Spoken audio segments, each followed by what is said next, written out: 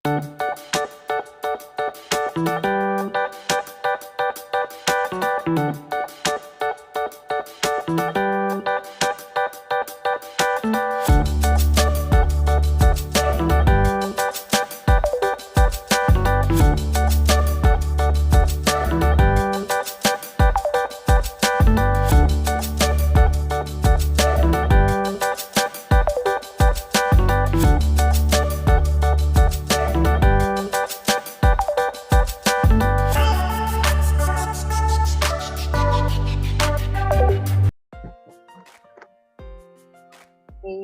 pagi Bapak Ibu, apa kabarnya? Baik? Pagi. Oke,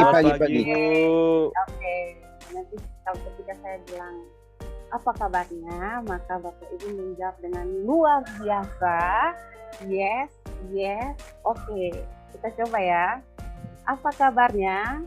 Luar biasa. Yes. Oke. Saya ulangi. Apa kabarnya Bapak Ibu guru? Luar biasa. Yes. Oke. Tepuk tangan buat semua. Oke, baik.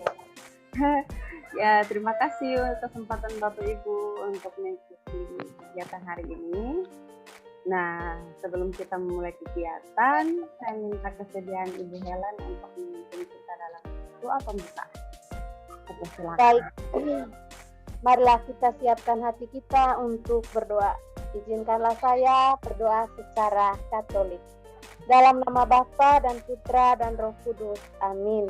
Allah Bapa di dalam surga, puji dan syukur kami aturkan kepadamu atas berkat dan kasih setiamu. Sehingga pada pagi hari ini kami boleh mengikuti kegiatan kami ini dengan penuh kasih. Kami mohon ya Tuhan, berkatilah dan bimbingilah kami sehingga kami boleh melaksanakan kegiatan kami ini dengan membawa sebuah perubahan dan dapat berguna bagi kami semua. Namamu kami puji ya Tuhan hari ini, esok dan sepanjang masa. Amin. Dalam nama Bapa dan Putra dan Roh Kudus. Amin. Terima kasih Bu. Oke. Terima kasih Bu. Nah, Terima kasih Bu. Ya. Kegiatan kita akan merenggangkan otot-otot tubuh terlebih dahulu. Kita menyanyi lagu Naik-Naik ke Puncak Gunung. Ya, sambil duduk tidak apa-apa, yang penting ada gerakannya ya. Oke, 1, 2, 3. Ikuti instruksi saya. Naik ke puncak gunung, tinggi sekali. Naik ke puncak gunung, tinggi sekali. Kiri kanan kulihat banyak pohon cemara. Kiri kanan kulihat ada banyak pohon cemara. Oke, kita ulangi sekali lagi ya. Saya berharap semua bisa mengikuti. Ada Pak Yohanes, Pak Thomas, Ibu Helen, walaupun pakai satu tangan juga tidak apa-apa, yang satu pegang HP juga tidak masalah. Oke, 1, 2, 3. Naik ke puncak gunung, tinggi sekali. Naik ke puncak gunung, tinggi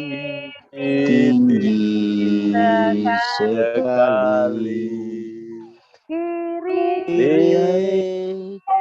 kanan kulihat ada banyak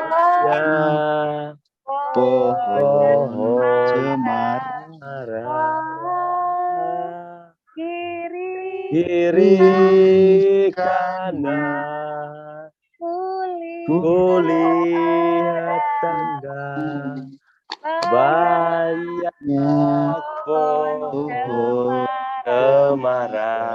Oke. Banyak.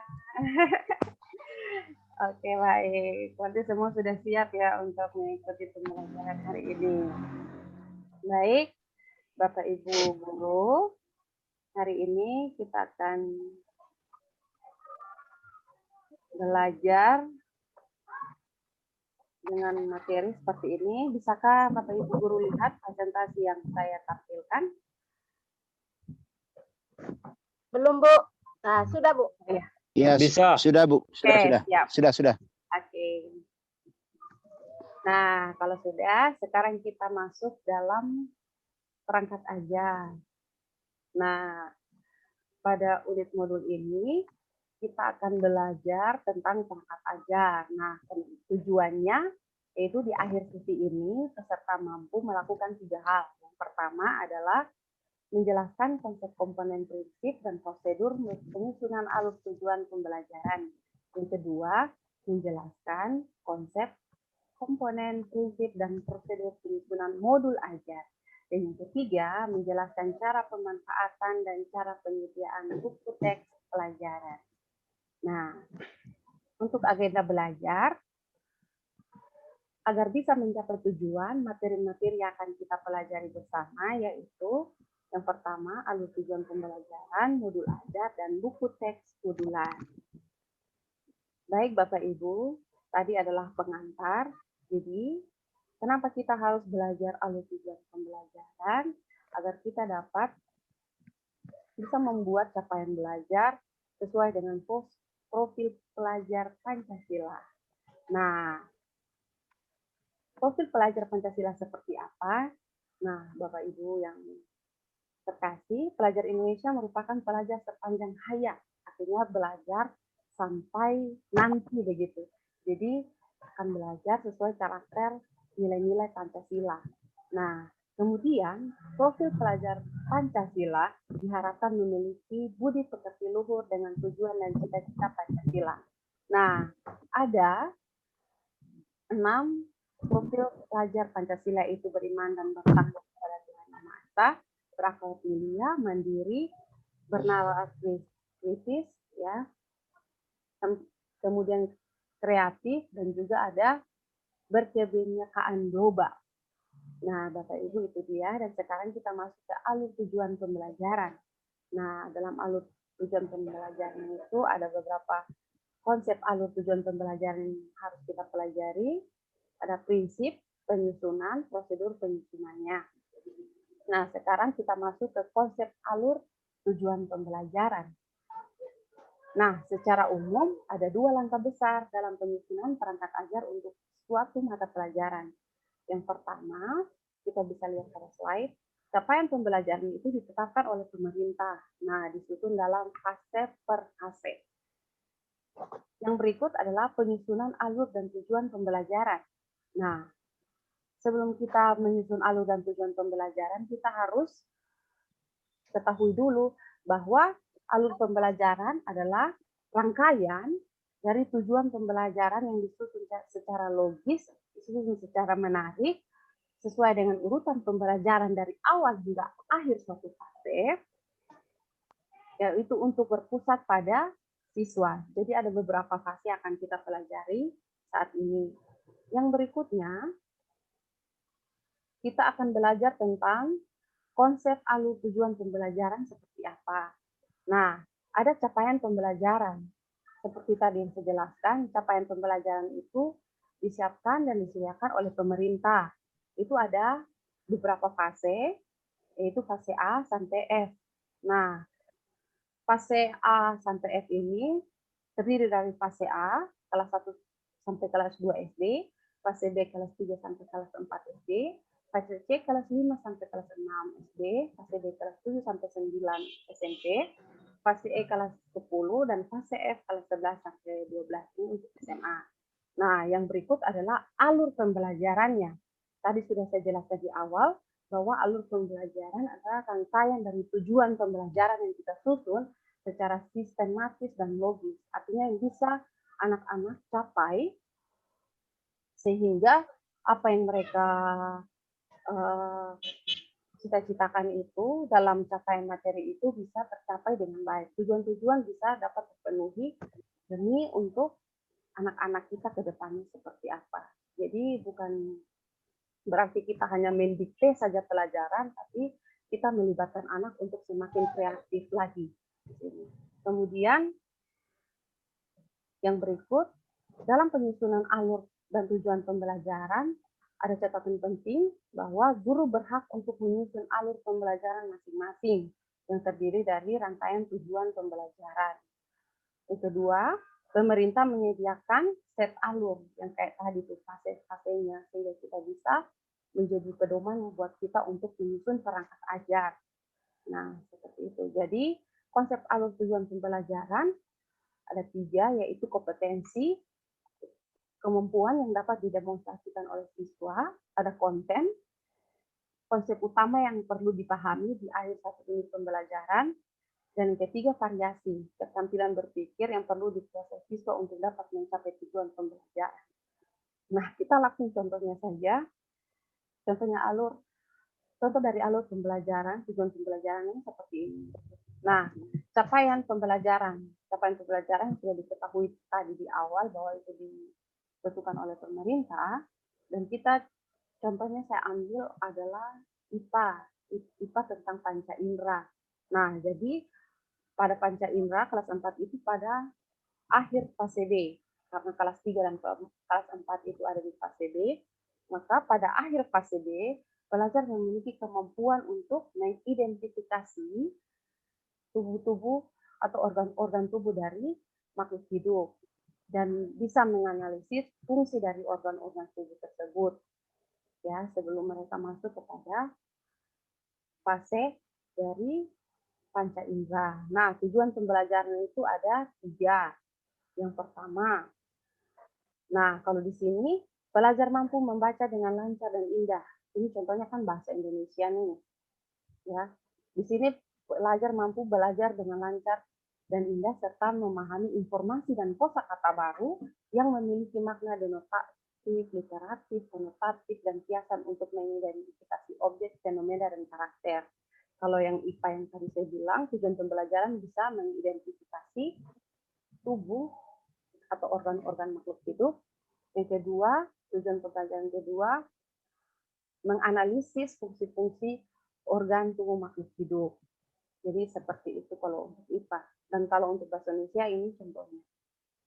Di sini yang kedua, pelajar dapat mengidentifikasi dan menganalisis ide pokok dari teks deskripsi, narasi, dan eksposisi, serta nilai-nilai yang terkandung dalam teks sastra.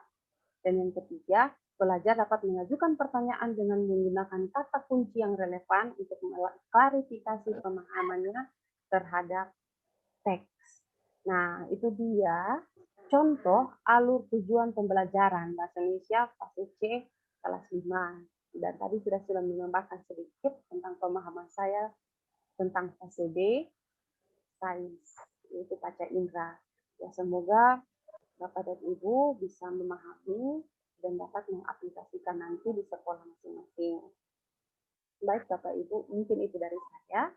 Saya kembalikan ke Bapak Ibu guru untuk memberikan masukan, kritik, atau pertanyaan yang dipahami dari modul ini. Saya persilakan. Saya Bu. Siap, Ibu. Baik, terima kasih Ibu. Selamat pagi. Pagi, oke, Pak Yohanes. Halo, selamat pagi Ibu. Ya. Selamat pagi. Selamat pagi. Oke, baik. Terima Oke, kasih. saya berikan kesempatan kepada Pak Yohanes. Terima kasih. Yang lain, mic-nya ditutup dulu.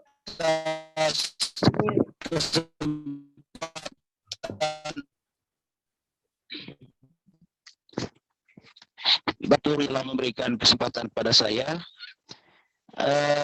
Setelah saya mencermati apa yang dijelaskan oleh Ibu instruktur,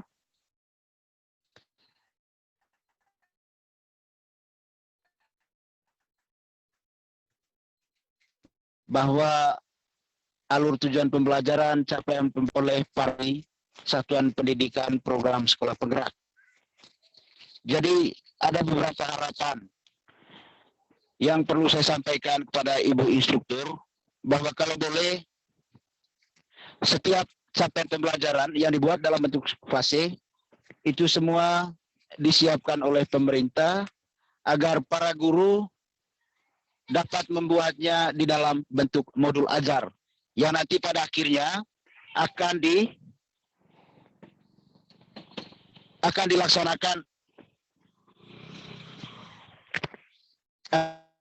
dilaksanakan di dalam kegiatan pembelajaran oleh para guru di Satuan Pendidikan Sekolah Penggerak. Terima kasih, itu saja yang perlu saya sampaikan, Ibu. Oke, terima kasih Pak Yohanes, tapi saya klarifikasi dulu. Untuk yang tadi terima Kak kasih, bilang capaian pembelajaran saja yang fase-fasenya ditentukan dari pemerintah, sedangkan modul ajarnya kita sebagai guru yang akan merangkainya ya menjadi sebuah pembelajaran yang utuh yang kita aplikasikan kepada anak-anak kita, dan modul ajarnya ini yang akan kita buat setelah kita mengetahui alur tujuan pembelajarannya seperti apa, sehingga memudahkan kita untuk membuat modul ajar. Jadi modul ajar kita ini seperti RPP, tapi bedanya ini modul ajar ini yang kita buat tuh berbeda dari kurikulum 13 yang lalu, yang lebih kreatif lah, yang berpusat pada anak. Begitu. Jadi nanti pada pertemuan berikutnya kita akan belajar juga tentang ini. Terima kasih Pak Yohanes. Oke, terima kasih Bu, sama-sama. Baik, Sekarang saya sudah ya, silakan. Baik, terima kasih atas kesempatan yang diberikan. Baik, di sini saya mau menanyakan sedikit, Ibu, yang berkaitan dengan cara penyusunan alur dan tujuan pembelajaran. Nah, di sini pribadi belum memahami. Ibu sekali lagi menjelaskan. Terima kasih, itu saja Ibu. Terima kasih Ibu Helen Villa. Jadi tadi pertanyaan yang sangat bagus, tadi saya sudah jelaskan tadi tentang contohnya.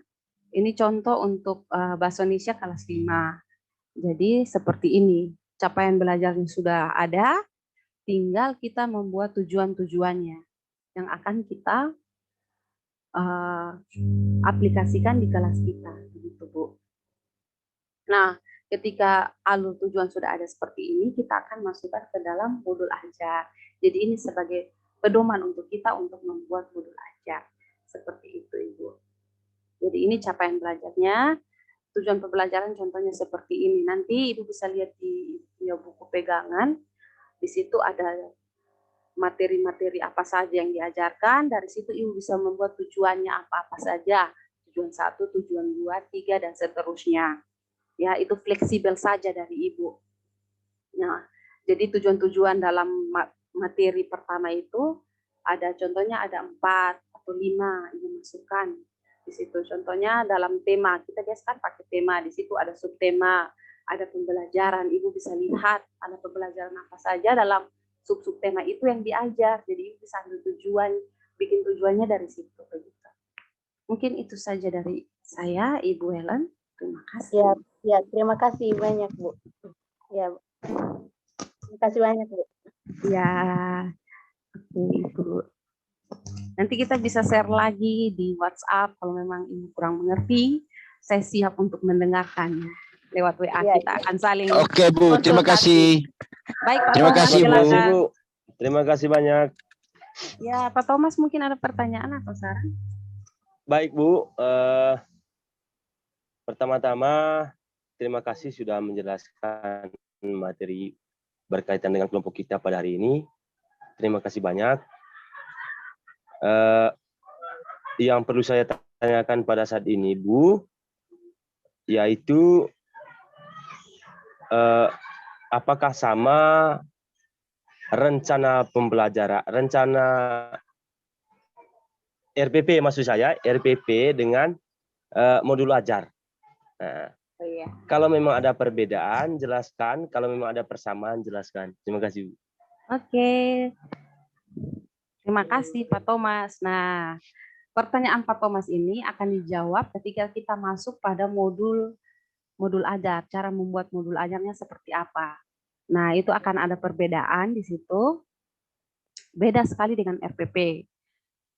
Ini yang sama itu adalah kegiatan inti. Sedangkan kalau di modul ajar itu ada beberapa tahap. Nanti kita pelajari ya Pak ya. Karena kita belum masuk pada modul ini, kita tahu dulu apa itu alur tujuannya seperti apa, baru kita masuk ke modul ajarnya. Jadi saya berharap besok Bapak bisa mengikuti pembelajaran esok seperti kita masuk ke modul ajar. Terima kasih Pak.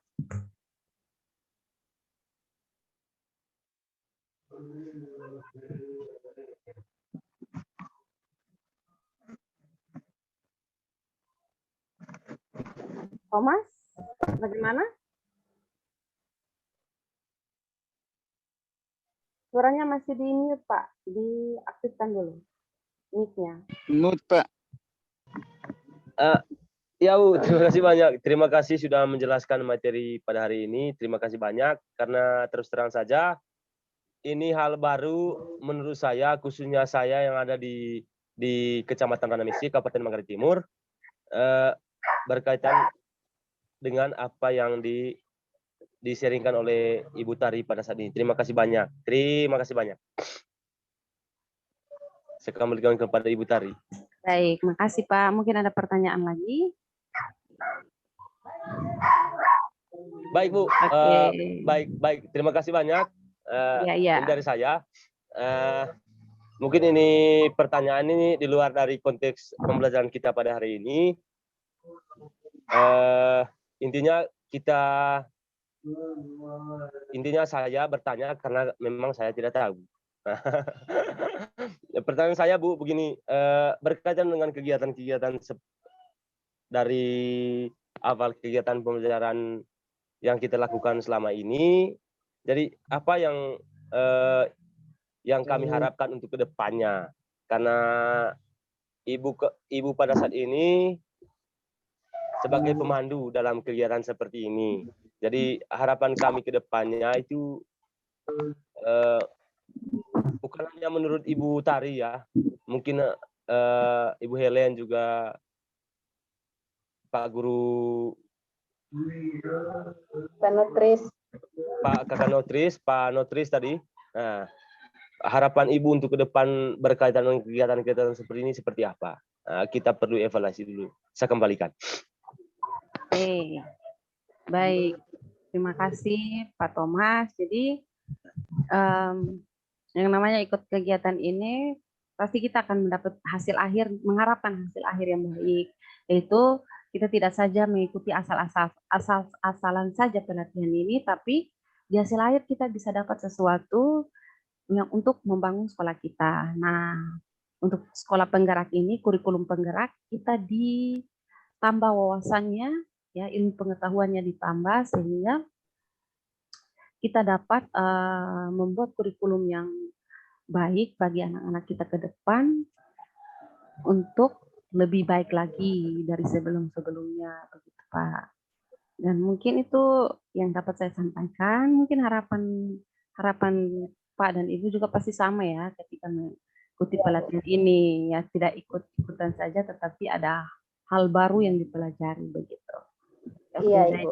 Ya, jadi terakhir saya mau bilang bahwa kita sudah mengikuti materi hari ini, yaitu alur tujuan pembelajaran, di mana mempersiapkan kita untuk membuat modul ajar yang menarik dan sistematis bagi anak-anak kita, pokoknya berpusat pada anak-anak kita.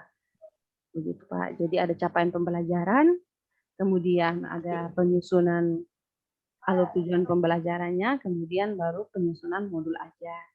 Jadi tadi kita sudah belajar tentang bagaimana konsep dan alur tujuan pembelajaran.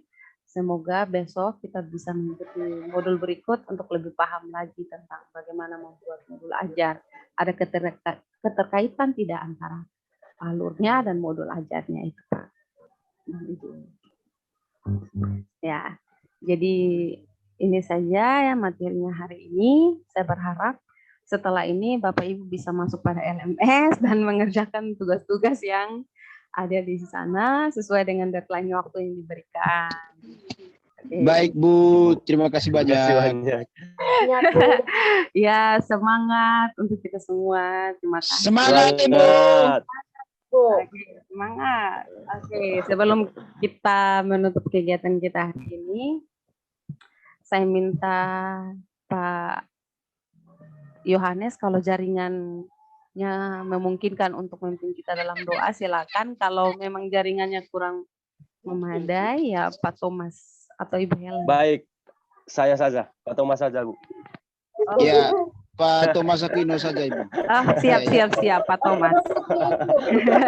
Oh ya, silakan Pak Thomas. Silakan Pak Baik, Thomas. pertama-tama saya mengucapkan terima kasih banyak atas kesempatan yang diberikan oleh Bu Tari tadi berkaitan dengan materi hari ini. Terus terang, ini hal baru menurut saya, Bu, hal baru sekali. Baik, pada sesi penutup pada saat ini, izinkanlah saya menutup kegiatan ini dengan doa. Doa yang izinkanlah saya, maksudnya, maaf Bu, izinkanlah saya mengangkat doa penutup ini dengan kepercayaan saya, karena saya orang Katolik. Marilah kita berdoa dalam nama Bapa dan Putra dan Roh. Amin. Selamat pagi Tuhan Yesus, selamat pagi Bunda Maria. Pada saat ini kami bersyukur dan berterima kasih atas anugerah, atas berkat yang Engkau berikan kepada kami pada saat ini. Kami mohon ya Bunda, ya Tuhan Yesus, sertailah kami dalam kegiatan-kegiatan seperti ini. Kiranya kegiatan yang kami lakukan pada saat ini dapat berguna, dapat bermanfaat untuk hari-hari yang akan datang. Tuhan Yesus, Bunda Maria. Kami mohon juga bagi guru-guru yang ikut dalam pelatihan ini, kiranya apa yang kami dapat dalam mengikuti pelatihan pada kurang lebih sepekan ini dapat berguna dan juga dapat bermanfaat di hari yang akan datang. Namamu kami puji ya Tuhan, kini dan sepanjang masa. Amin. Dalam nama Bapa dan Putra dan Roh Kudus. Amin. Ya, terima kasih Bapak Ibu. Terima kasih Bu. Ya, Terima kasih. semangat, Terima kasih. walaupun hal yang Semangat baru, guru tapi penggerak. Semangat. walaupun hal yang baru kita tetap belajar untuk mengetahui hal yang baru itu. Oke, Iya, semangat buat kita semua. Seorang guru terus belajar dan belajar terus. Siap, semangat.